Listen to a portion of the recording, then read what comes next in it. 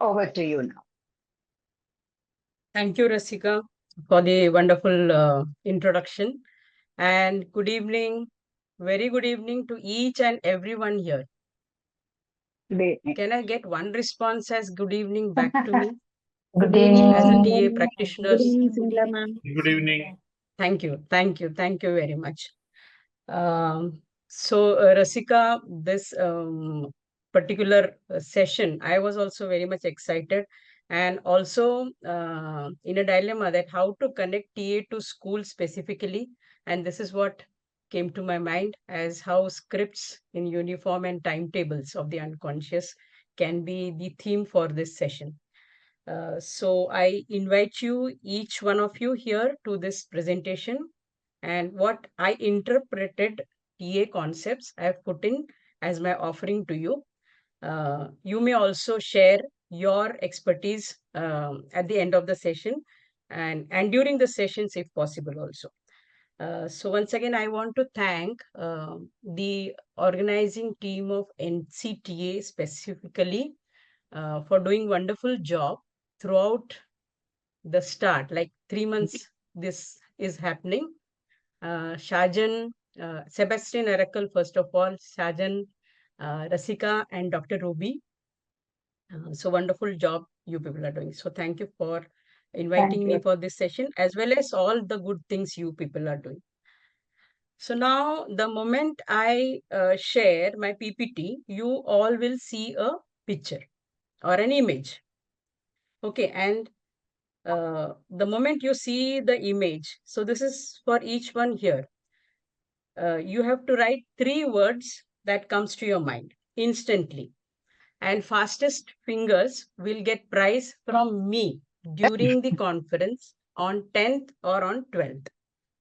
Is that okay? Are you ready? Great. Yes, we are all ready. Okay, so Rasika, first 3 names please note down. Okay, in the chat box, 1 second. Let me just keep the chat open. Like 1 second, I need to share.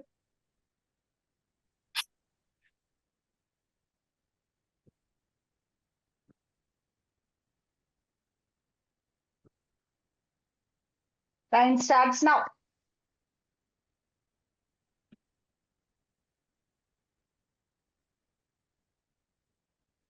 Come on, use You the got chat 3 box. answers? Use the Can't chat see box. anything. In context of in context of schools, in context of school, you have to write Yeah, 3 but words. I can't see anything on screen. No, we can all see that. Oh, okay. Okay, the first 3 to respond is actually Shajan, Dr. Deepali, and there is somebody Wow. as number has come. Okay. Shajan is exceptional. He's an organizer. Okay, so when you hear the word or when you have seen the word now, the school or stadium, so thank you for your responses. When you now see the word or hear the word or you have noted the word school, 3 words. School means 3 words that instantly comes to you. Please give your responses in the chat box. Mr. Adesh Sharma has mentioned hurry, afraid, time. Aishwarya mentioned one who arrives late. Catching a Can you see, okay. Sunila, chat box? Yeah, catching a bus. Oh, okay, below that, right? Yeah. Yeah, one who arrives late, hurry, afraid, time. Very nice. Respect, discipline. Thank you. Uniform. Thank you. Friends. Okay, thank you. So thank you for all the responses. And I'll see that as much as possible, how can I give the prizes to most of you who have responded fast. And now I'm assured from your responses that your school days were you remember your school days very well. So, and this is the context for our session today.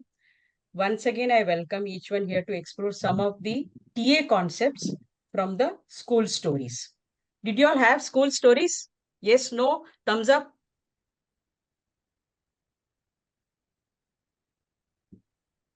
So schools are among the earliest social systems that shape our sense of identity and belonging.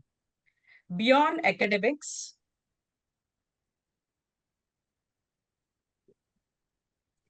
beyond academics, school convey powerful messages like about somebody speaking, I think, not to me, right? So they the school convey powerful life messages about success, failure, worthiness, obedience, visibility, and relationship to authority, mainly the teachers.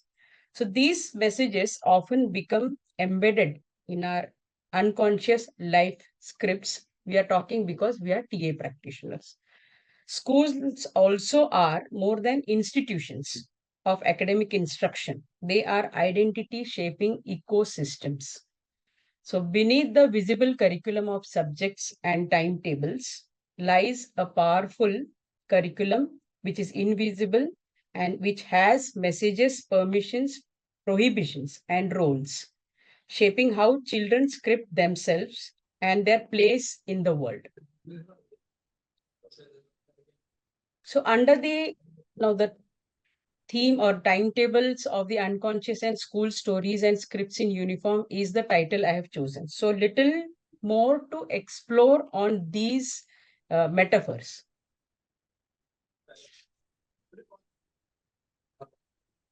So in all the schools, like I studied in 10 schools till my 10th grade.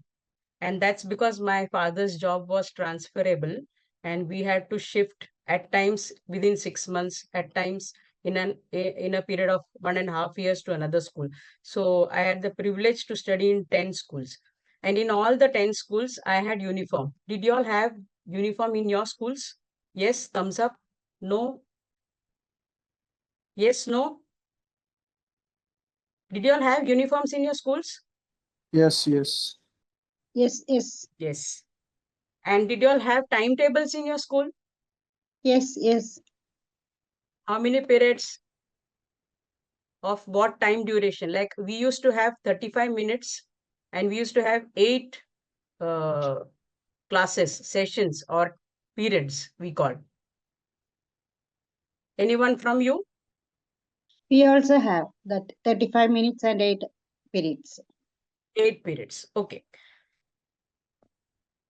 So the metaphor here, what I have perceived here is like school experiences don't just fill our schedules, they quietly shape our inner lives. And timetables at school tell us what to study and when to study.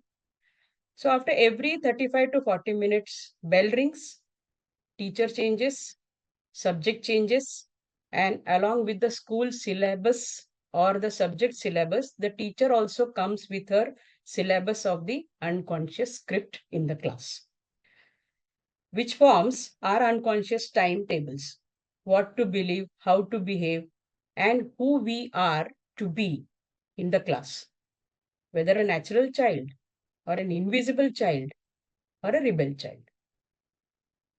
Every teacher's reaction or response becomes a larger pattern that is script, and we begin to live out unconsciously. Now, about the uniform. The school uniform is a symbol of conformity. We say anusarana. That is a Hindi word also, and I think in Malayalam also anusarana means is conformity. So, which also uh, signifies or gives an importance of belongingness, belonging, discipline. But at the same time, there's a hidden aspect of lost individuality, if not balanced with acceptance and freedom.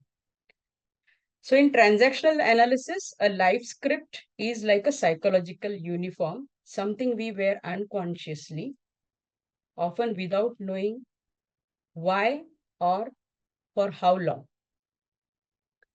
And some students wear the uniform of achiever, striving to meet unspoken, unagreed expectations. It could be of the teachers, parental figures, or the parents.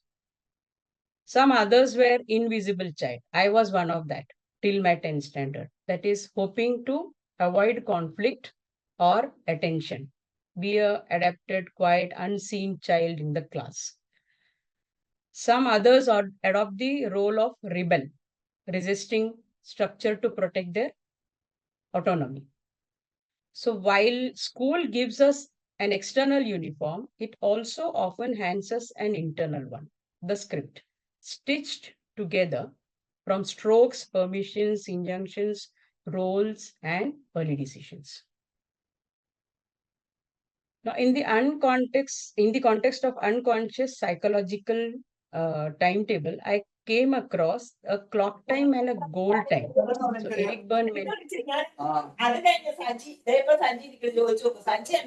Excuse me, can you please unmute yourself? Oh God. So I came across this particular concept of clock time and Sunila, just unmute yourself, please.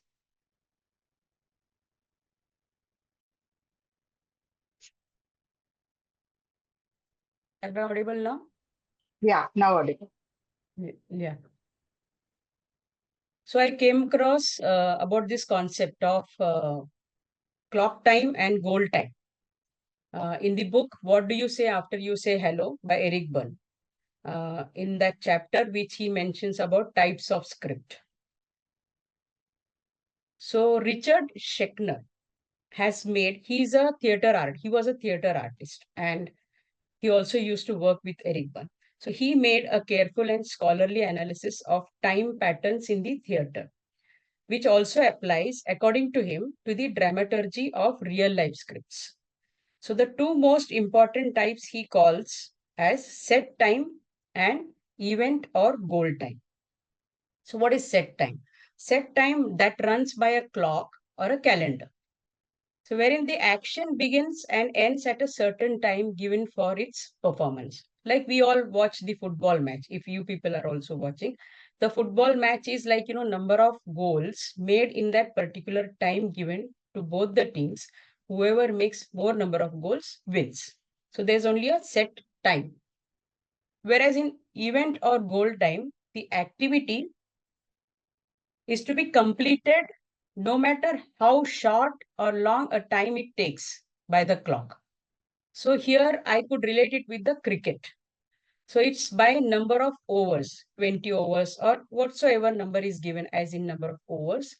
So the number of overs can be like, if the wickets drop out fast, then the game closes much earlier than the set time. There is no set time. It ends much earlier. And if the player continues to play or the wickets do not drop, then it goes on.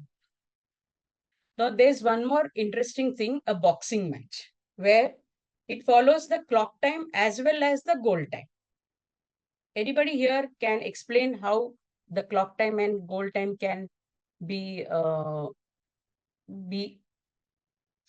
explained in a boxing match? Can anyone share?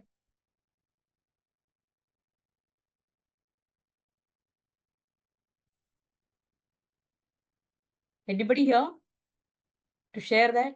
It has a clock time as well as a goal time. Boxing match.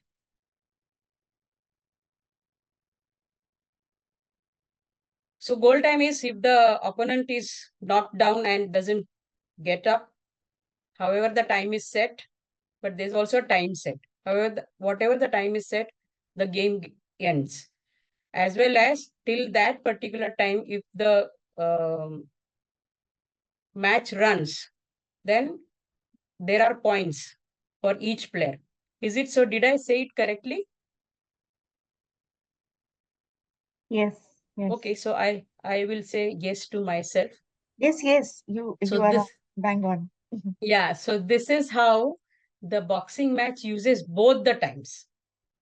So we have a context of this clock time and goal time or event time in our session today. So that is the reason I thought of sharing this with you.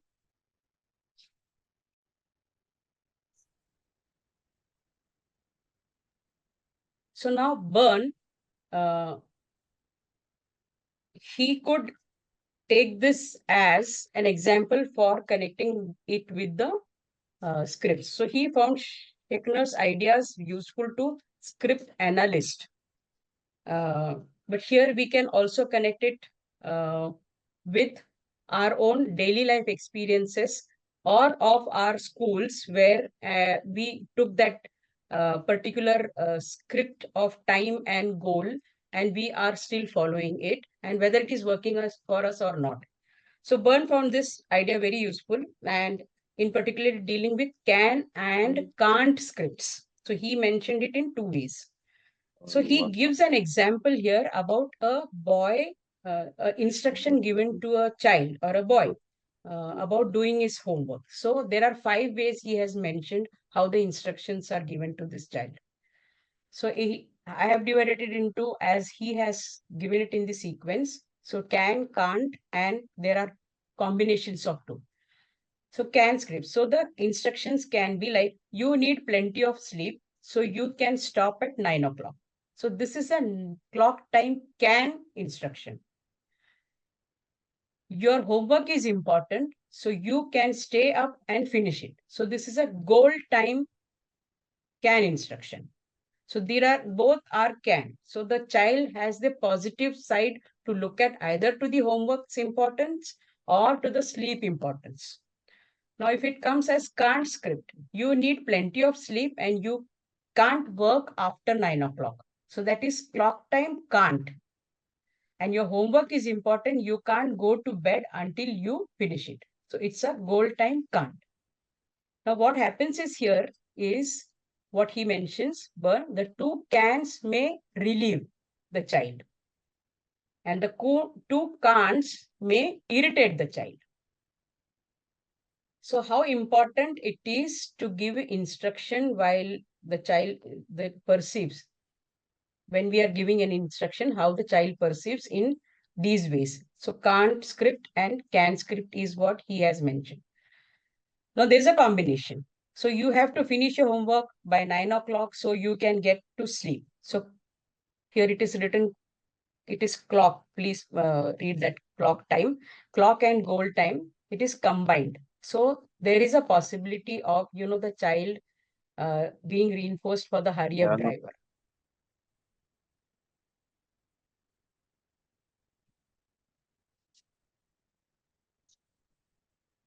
So can we move ahead? So it is evident that each of these so it is evident that each of these instructions can have a different effect on child's homework as well as sleep. So whether he in both the ways he is not getting the clear information as whether to sleep, is it the instruction to sleep, is it the instruction to homework, or is it the instruction about his health and his achievement, he is not clear about it. So when he grows up, this affects on his working habits or sleeping habits. So from a Martian point of view, the effects on child's script may be quite different from what the parents or the teachers say they meant and what the child perceives. So to reflect here about the school schedule, the instructions given in completing a task helps us to understand how we or people choose to fill our time or structure our time following script injunctions and drivers. It also explains why some people are time oriented and some are goal oriented. Have you come across with some people like this who keep on looking at their time and then finishing their task, but some people are not looking at their watch, they want to do it. So be perfect drivers, procrastination, all those things can be reflected and analyzed through this clock time and goal time. Now something relating to connect with our conference theme. What is the conference theme? What is the conference theme? Stories will live. Stories will live. Stories will live. So in context with school stories and script, I have come upon with a real life story of a little girl. Her name is Toto Chan. And have you heard about this story of Toto Chan, the little girl at the window? If yes, please give a thumbs up if you have heard about this girl's story. Thank you, Vrinda. Who else? Vrinda, then Manisha Shukla. Yes. Okay, those who have heard, please enjoy it once again. And I request Rasika to switch on the video there, which I have shared. So shall I stop, Rasika, my screen? Yeah, please stop. Sunila, I hope Yeah. you're going to take questions in the end. Yeah, please. Yes. Okay. Is it audible? I'm playing the video now. Toto-chan was an energetic and curious little girl in Japan during World War II. Can you all She hear the was audio? expelled from her first school for being Yes, disruptive, very much. always speaking Audible, out, audible. asking too many questions, and not sitting still. Her mother, understanding her spirit, found a different school, Tomo Gakuen. It was unlike any other schools. Classes were held in old train cars.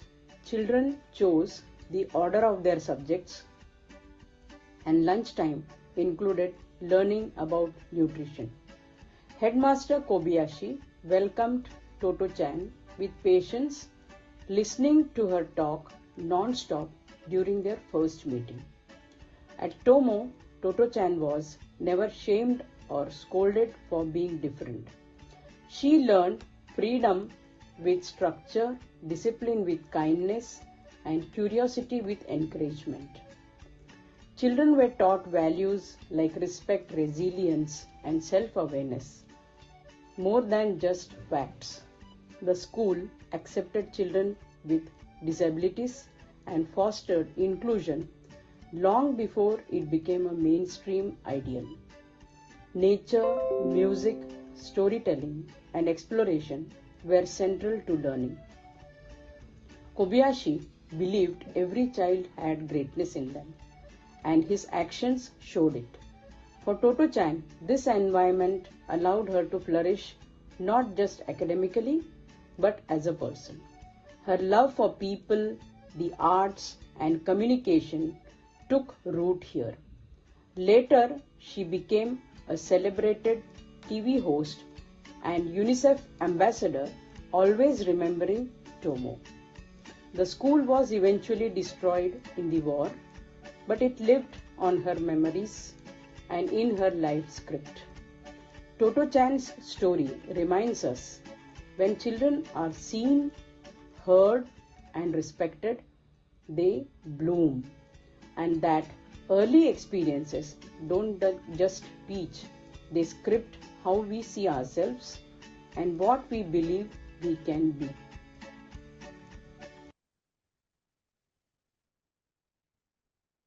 Thank you, Rasika.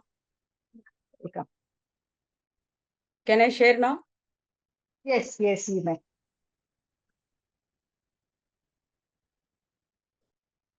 So this is a real life story, and the author is Toto-chan. Toto-chan is the nickname of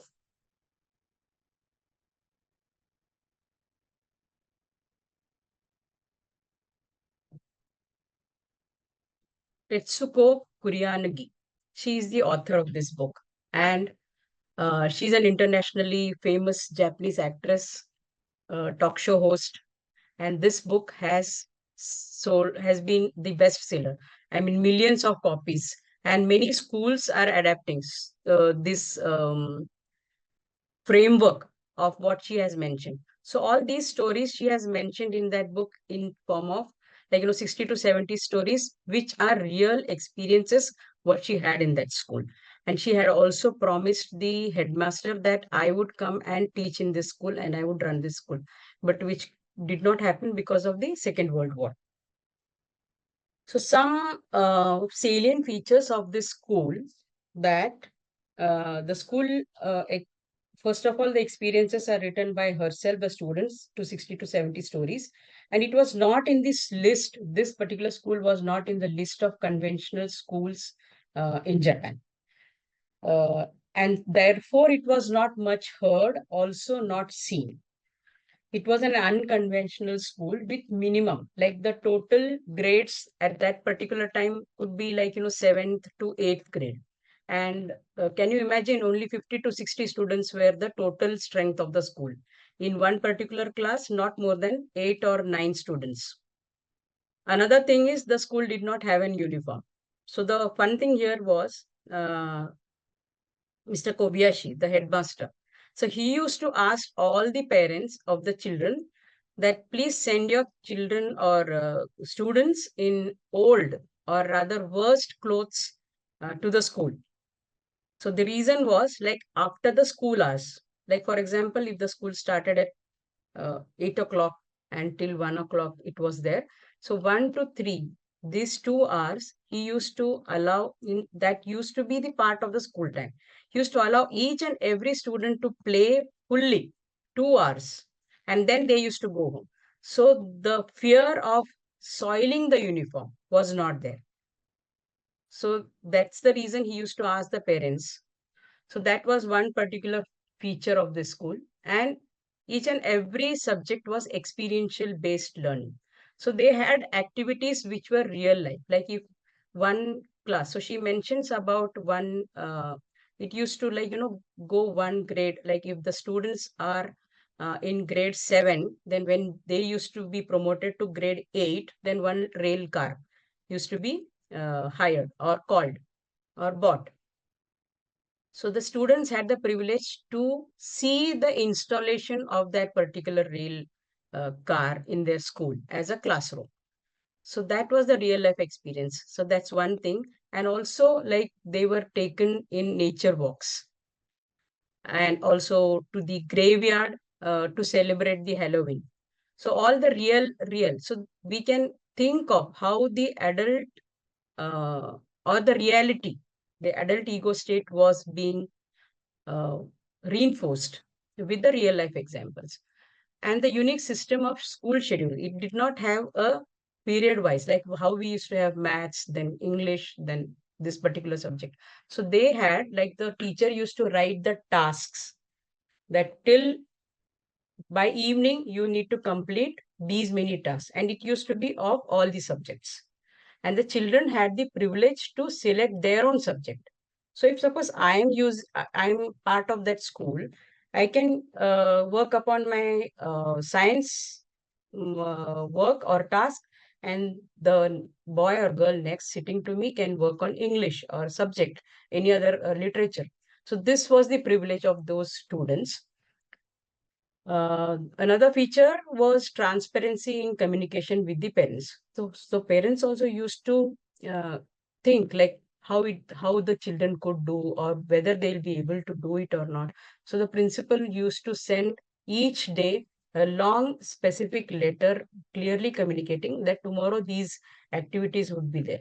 So the stakeholders were well in advance communicated that this is going to be the syllabus and this is going to be the task.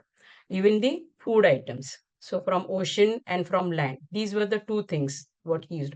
So the children knew that what we are eating, and he also had a poem about, chewing the food well.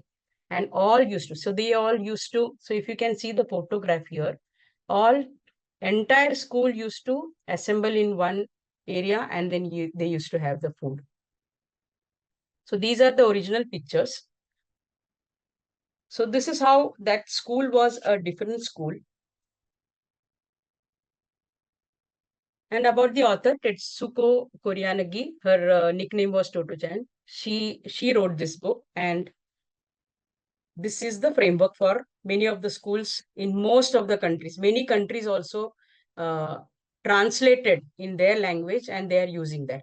So I also had the privilege when I was working with Kotak Education Foundation as a coach and mentor to school leaders to use this particular book and the concept in all the schools we went and we worked and explained the headmistress both primary as well as the secondary, uh, how that particular headmaster used to look at the naturalness of the students.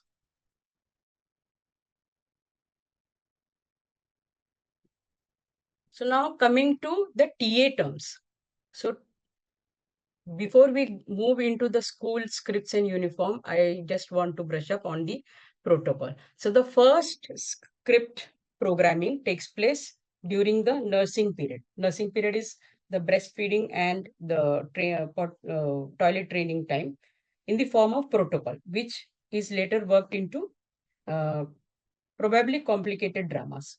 So the child already has certain convictions about himself or herself and the people around him or her, especially the parents. So these convictions are likely to stay with him or her throughout the rest of his life, and may be summarized in the form of 4 life positions. So Byrne mentions these 4 positions and the protocol in the book. What do you say after you say hello in the early developments?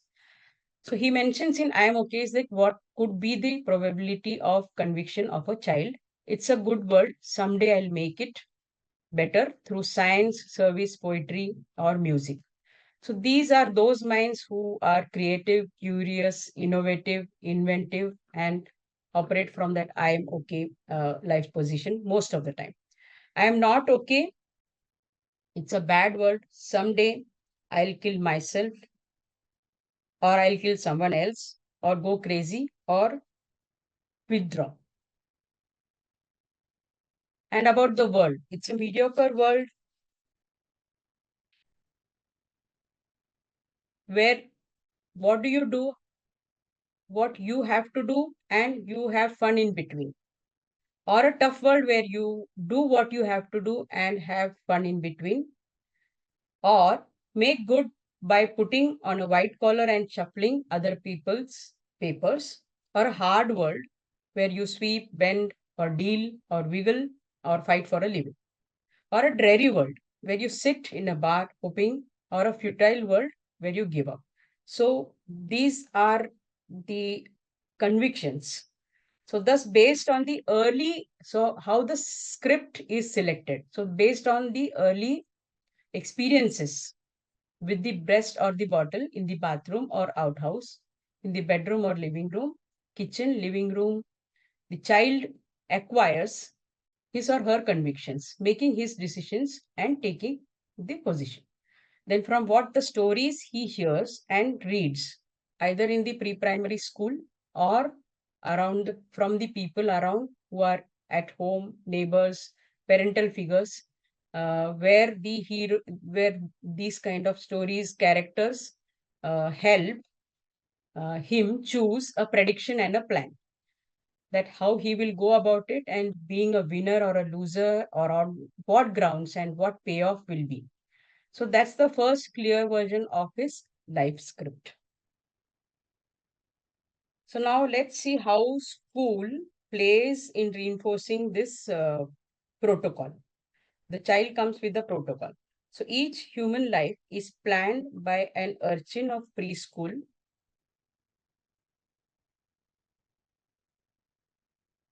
age who has a very limited knowledge of the world and its ways, and whose heart is mainly filled with stuff put there by the parents. So by the time of age 6, he is in grade 1. So Byrne calls this age as plastic years. After early development, that is the preschool time and the protocol time, that is by 2 years to 4 years is the early development time and the protocol time. And this, when he or the child comes into the first grade, he or she is age 6, 5 or 6, and those years are the from that he calls it as plastic years.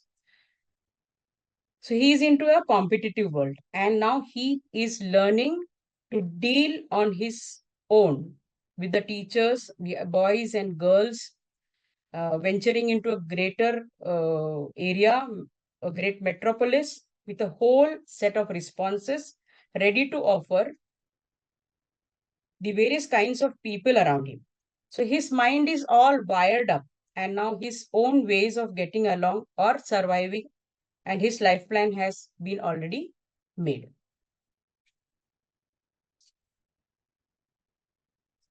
So to my understanding, role of school is much more like this is what I have experienced and I reflected that it reinforces the script or it also breaks the script.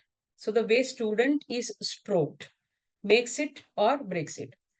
So I could relate that most of the school strokes or the way we are stroked in schools belong to either positive conditional or negative conditional. So you are acceptable. So in form of rewards, you are acceptable only if you are regular, you are punctual, you are hardworking, neat, organized, well behaved.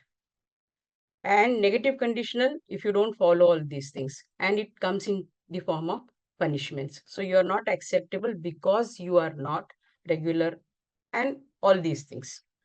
So here I would like to share an example of my handwriting. I have won several prizes during my school days for my handwriting. So, as I told you, my father used to work. I will stop the screen for some time. So, my father used to be on a transferable job. So, first grade, we were in one school, and second standard, like second grade, uh, my father got transferred, and I went to a new school. I remember the school name, JJ English Medium School in Karad, Maharashtra. It was my second day, and my science teacher had not arrived on the first day. She came on the second day. So, and she gave us something to write on the blackboard, and I, as usually, copied. So I had no idea, or I had not practiced the cursive handwriting. So I wrote in the block, which I learnt in my first school.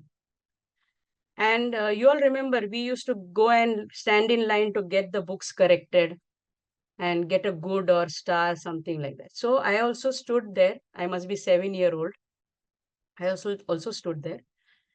And to my surprise, she put a big red cross on my notebook. I still remember that color and the size of that red cross on my notebook. I didn't even know maybe at that time. And the moment she did that, she threw the notebook from her chair to the dustbin, which was at the opposite end corner. I still remember. And like, like fluttering, like a bird, how it flies, the notebook was flying. So now it seems very funny, but at that time, it was such a big humiliation for me. I did not even know why she threw the notebook. And my father was called next day. And I don't know what the talk between them happened. I was crying for 1 week and he was helping me. So he bought some cursive handwriting practice notebooks. We get that, copywriting kind of thing.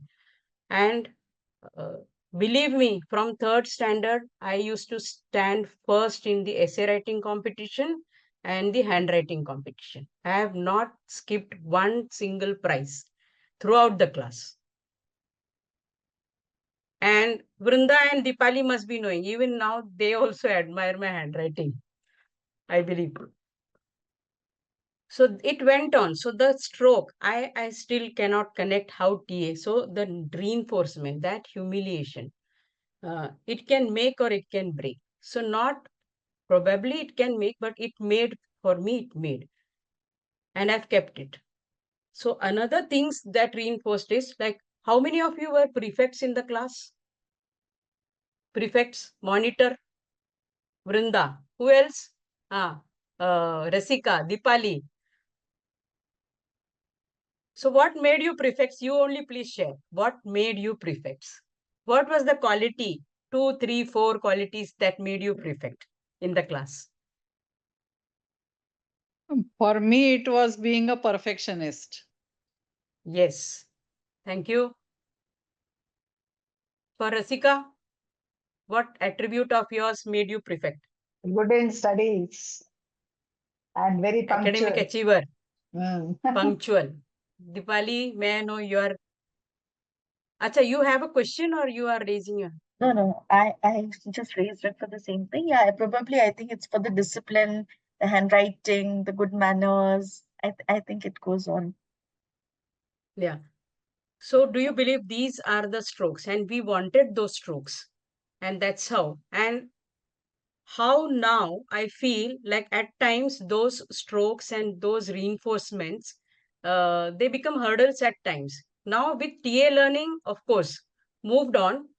Else, how I used to, even before joining TA, 2018, I joined TA, how it reflects in the life, that's what I want to share with y'all. That I used to make notes when I used to watch any program or not program, especially the learning uh, seminar, webinar, or even in the class. I used to make rough notes, which I used to do in schools. And then I used to make it in a fair note. So that was the habit even till 2017. I need everything perfect. So the parental voices that keep on, like, this is not perfect, nobody else is going to. And I have also got reminders from people that why do you want to spend so much of time? So it's like, that clock time, goal time kind of thing, what I am reflecting now. So that perfection, as Vrinda also meant, be perfectionist. Uh, as long as now we are TA practitioners and we are conscious about it, so it's okay. So the rationality, if it is connected and if we are aware about it, and so then we have the flexibility of moving ahead without being perfect. Or if we see that there's time and I can be perfect, it's fine. So this is what I wanted to share. The monitors ka role also played a very important scripty behavior kind of thing in me, and I couldn't complete many of the things due to that particular perfection, that thing wriggling in my mind.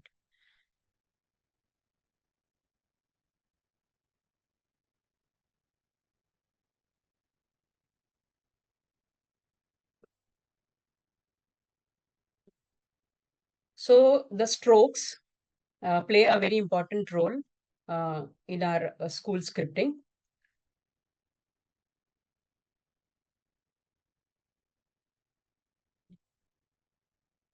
So to a little bit talk about the script apparatus. So the payoff, so this is taken from, again, what do you say after you say hello, book.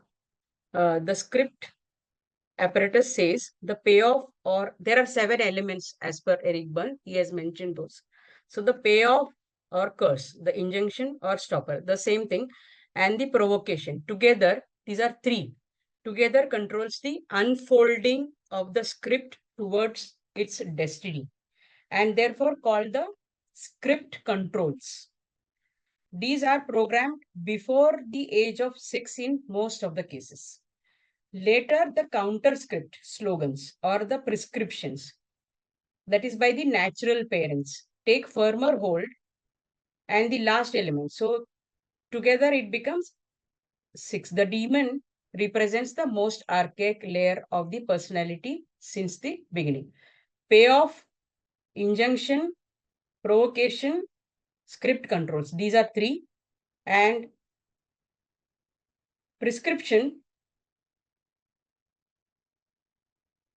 demon, and the permissions, rather counter scripts. So these are later. So what happens is by the time the school arrives in the school, already the script controls, if there are, there may not be. So I am saying if there are. We can refer to the Toto Chan's example once again we finish with this topic. If there are, these script controls can be, the school has the opportunity, or the teacher has the opportunity to convert them into these prescriptions and counter script slogans, wherein the script can be broken or the script controls can vary, which can help the student to change or be move towards a winner's script. So now we have learned all these things, and what now is referring to Toto Chan. So when she went to the first school,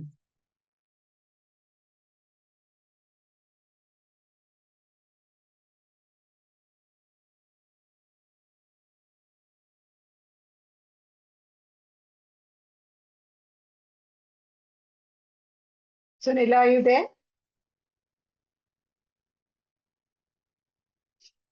I think she is not there. Yeah, I think she's I think she dropped out. exited. Yeah. We'll just wait for her to join back. Okay.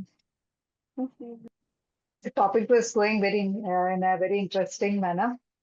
We all could relate so well to this, isn't it? Because we all have a time in school, almost 15 years. Yeah, Sunila is calling.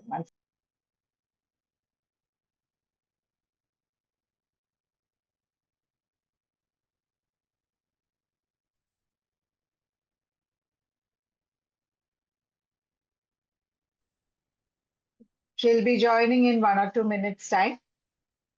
So meanwhile, anybody would like to interact?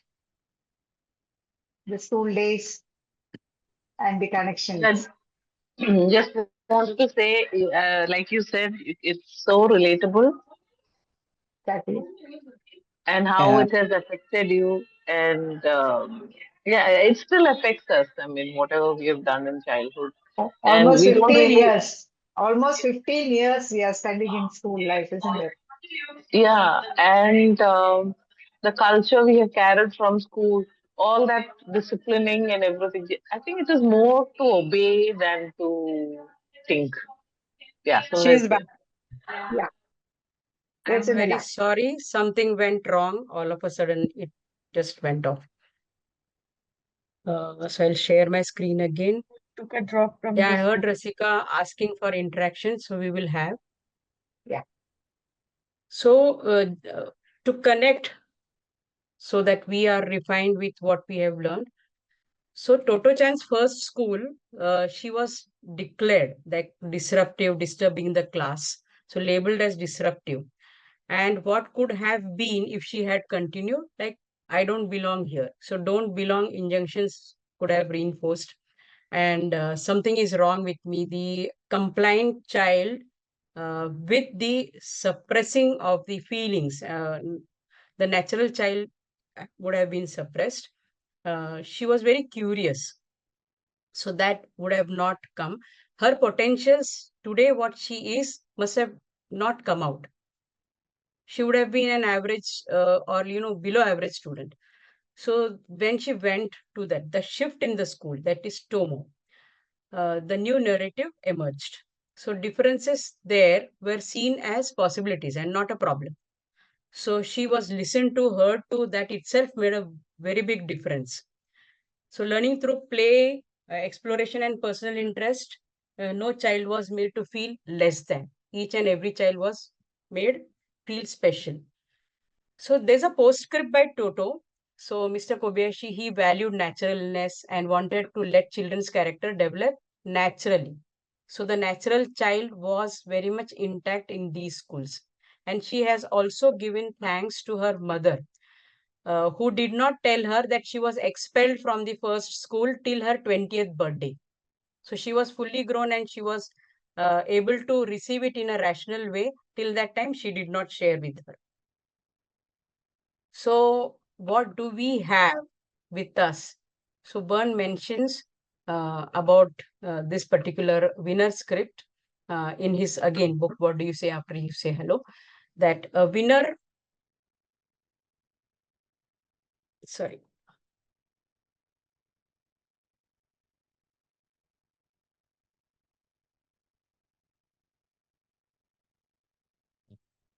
a winner too has a script apparatus, but the programming is more adaptive, that is with rationality. Reasons are given as real reasons. And he usually has more autonomy because he has more permissions.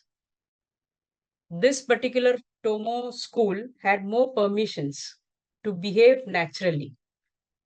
We may all not have had that particular privilege to be in such schools, but now we have the privilege of TA learning. And this is where we can use our reflections of our school things. Now what is needed to be changed, or now what can be kept and continued, what needs to be stopped, what needs to be continued, and what needs to be started new again, which is hidden in the school premises due to those strictures and structures. So thank you so much. And it's 8:32, sorry. So I'm still open for questions if there are.